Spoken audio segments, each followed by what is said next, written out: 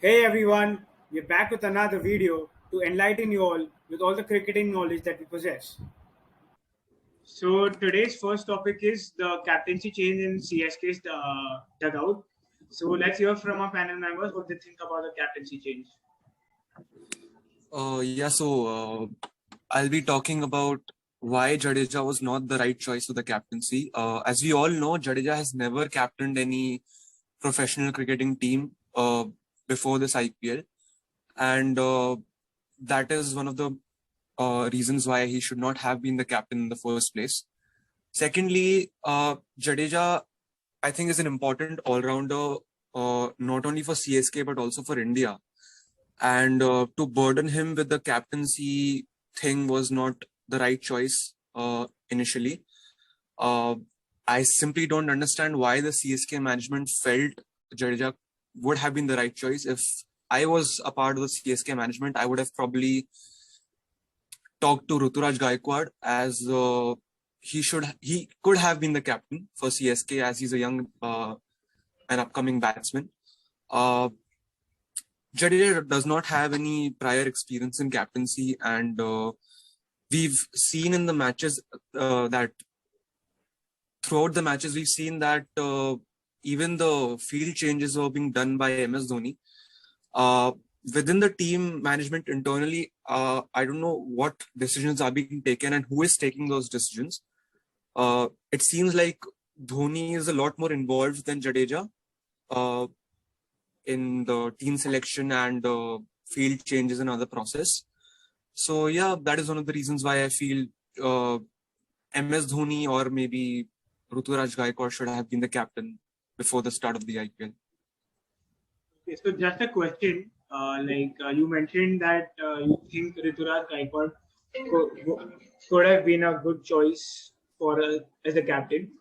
So, do you think that the inexperience that he has, like he has just captained Maharashtra once this season, so do you think relatively he's inexperienced and Dwayne Bravo or Moeen Ali could have been a better captaincy candidate? I personally like when Indian players captain the IPL teams, to be very honest. And we've seen with other teams as well. Last year when Shreyas Iyer was unavailable for Delhi Capitals because of the injury, because of the shoulder injury, Rishabh Pant was made the captain. And I don't think so. Even he had any prior experience captaining any professional cricketing team. So it's very important that the team management shows faith in Indian players and they make them the captain. This not only instills a lot of confidence in them, but it makes them a potential candidate for the captaincy of India. So, yeah, that is one of the reasons why I feel Gaikwad should have been the captain.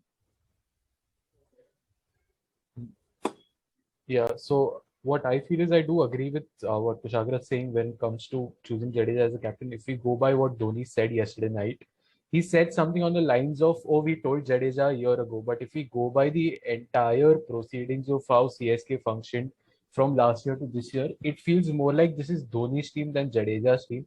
If Jadeja was told he'd be captain last year, we would practically see a more Jadeja-esque team or a Jadeja-esque team being chosen in the auction. This team plays more towards Dhoni's strengths as a captain than Jadeja's strengths. So then I feel that if before the very tournament you're captaining, you don't get a team that plays to your strengths, it's very tough for a first-time captain to actually gel into it. Coming to Pant's point, I think Pant, even at the NCA, was being groomed as a future India captain. So somewhere or the other, the leadership is being developed in him. Now coming to Dhoni and Ruturaj, I feel it would be a better choice to now appoint Ruturaj as vice captain and groom him this entire season, allow him to make changes, allow him to make a few choices, not only boosting his morale, but at the same time giving him mentorship under one of the greatest captains India has ever had. So somewhere or the other, that would be beneficial. I think one point where CSK missed the mark was in retaining Faf. If they had Faf, they would have a stopgap in this season at least to have him as captain, groom the likes of say Rajwardhan, Ruturaj, or for that matter even Rayudu, and then move forward, move to another era. So you have that stopgap for this season with someone who's a proven international captain. But at the same time, you have time for the outgoing Dhoni because I don't think Dhoni's got the longevity of another season in him. So somewhere or the other that plays in. And as we've seen, Jadeja looked at sea for the past 8 matches. He practically didn't know what to do. which bowler to back, which bowler to not back. He was doing whatever came to him as intuition rather than say a leadership skill or for that matter a captaincy skill. And field changes, as Coach Agra very clearly said, it was Dhoni who was doing them. Dhoni said one or two matches, but whatever match I've seen, it's practically been Dhoni instructing the bowler to make changes.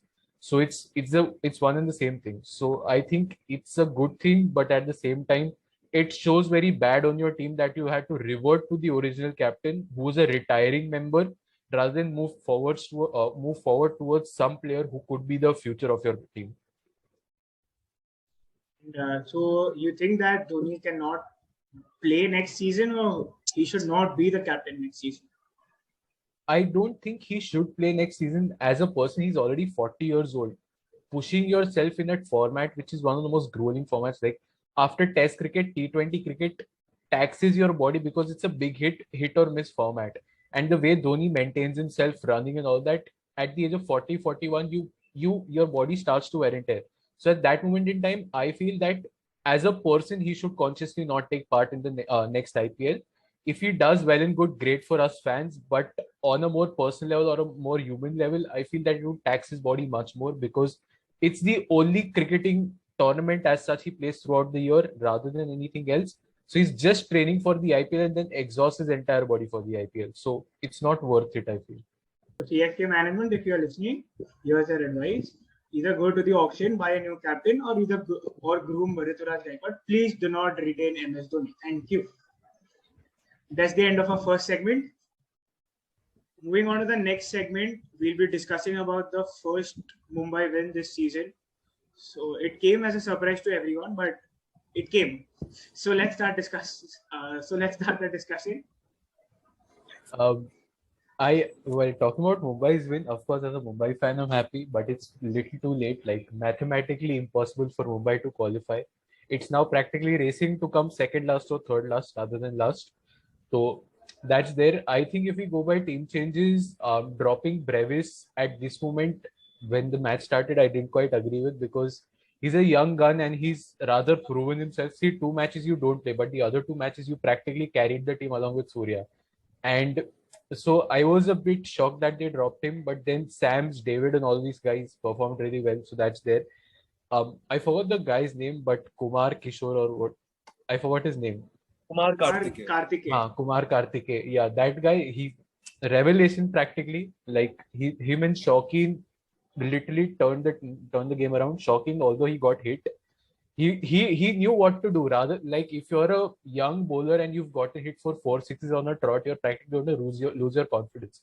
But I saw him get back a wicket in that very over, and I was like, okay, that's good. Moving on to the next segment, we'll be discussing about the first Mumbai win this season. So it came as a surprise to everyone, but it came. So let's start the discussion.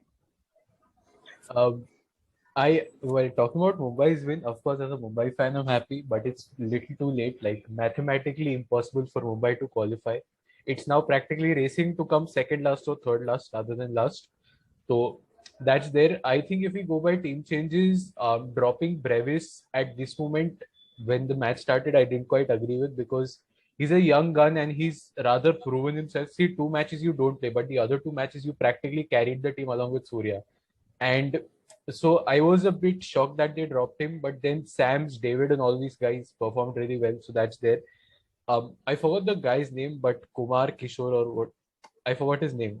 Kumar Karthike. Kumar Karthike. Yeah, that guy, he revelation practically. Like him and Shawkeen literally turned the game around. Shawkeen, although he got hit, he knew what to do. Rather, like if you're a young bowler and you've gotten hit for 4 sixes on a trot, you're practically going to lose your confidence. But I saw him get back a wicket in that very over, and I was like, okay, that's good. I had to question more of Mumbai's management spending 14 crores on Ishan Kishan. Like 15.25. 15.25. It's not worth that price no matter what you say. He's an unproven prospect even after spending so long in the IPL, and that practically proves my point that spending anything above a 12 crore is very useless on him. Like I understand you're grooming him for the future, but even the short term is as important as long term success. So that's there. And Who else was Bumrah? Well, Bumrah is Bumrah. I don't quite remember. Like Surya Kumar did his job as usual. He's become Mr. Dependable for Mumbai. I just hope Rohit finds form because at the end of the year we have the T20 World Cup, and if he's still going to play like this, India's practically got deadwood in their own captain. So, do you think that Mumbai should have retained Bruce in the playing 11, and instead of bringing Tim David for Bruce, they should have swapped him for Karen Pollard? Um, it's a very controversial opinion because most Mumbai fans worship Pollard as their third god after Sachin, Rohit, and then Pollard.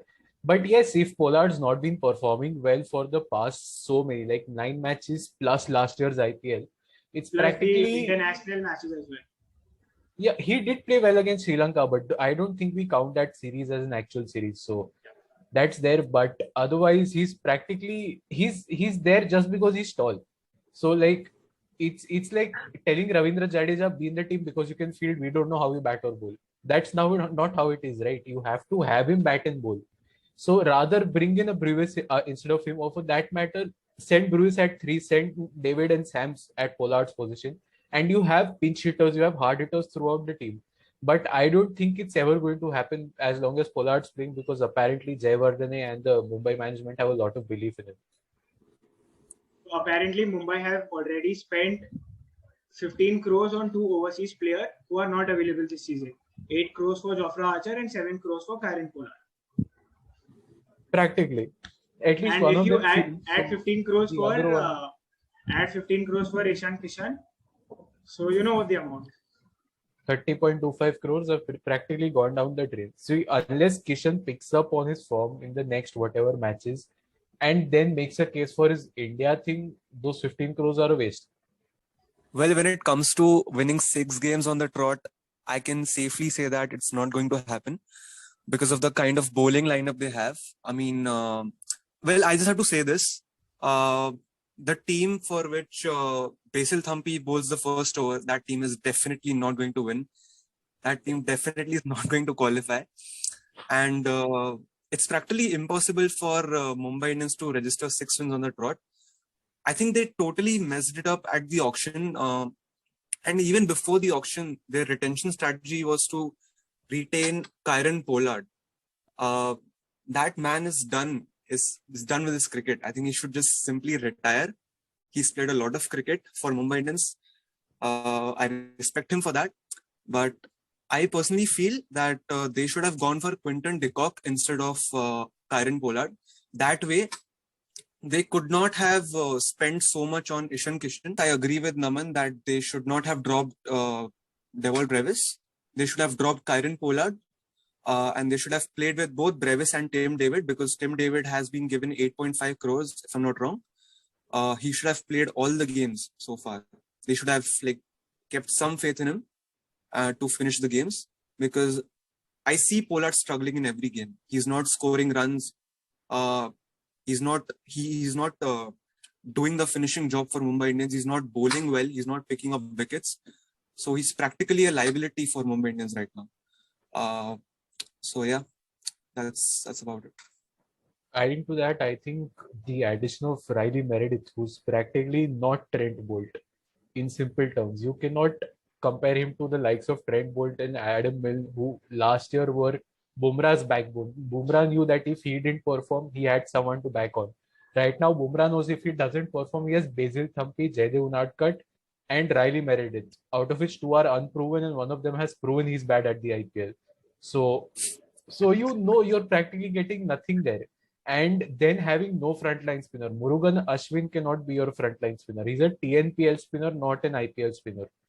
So you can't have him bowl to international batsmen and expect him to magically get wickets. What do you think about Mumbai not having any specialist spinner in their playing 11 since the last, I don't know how many years, there have been no experienced spin bowlers. Mumbai tried out Cheher in 2019. He worked for 3 years. So by the time they came, 2021 season came, he was quite experienced.